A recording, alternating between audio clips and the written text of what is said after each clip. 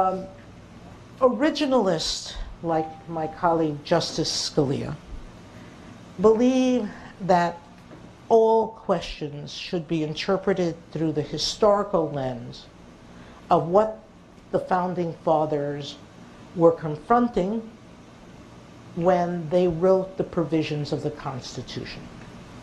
So that when you get a case involving an issue, and I'll give you an example from a case I was involved with in an exchange between Justice Scalia and Justice Alito, all right, who pretty much saw things the same way a lot. But a number of years ago, we had a case involving the prohibition of sale of certain video games to children without their parents' consent.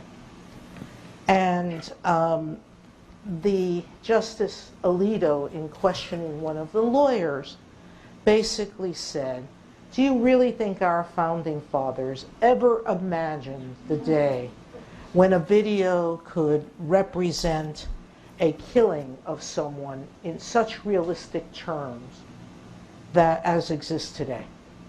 Because some of these animated cartoons seem lifelike. And the lawyer said, no, Justice, I don't think so. And Justice Scalia quipped back, but our Founding Fathers knew about violence.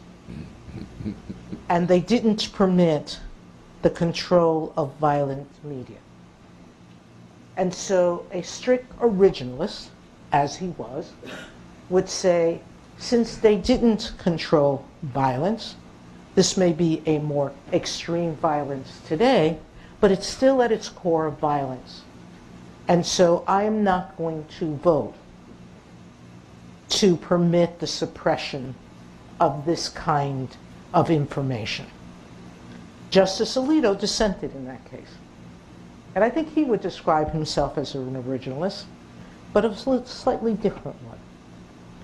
But on the other side is what Bill Press called the living constitution theory, which is that the Constitution is not a dead document, but a living one, that was intended to last as long as the country could last, and that our founders hoped it would be for basically forever, and that it was intended to grow with the society and to be interpreted within the norms that the society develops. And so, for example, on issues like cruel and unusual punishment, a person or a justice more akin to the living Constitution would say, you know, it was okay back when to burn people to death. Today, our norms of decency have changed. Today, that's cruel and unusual.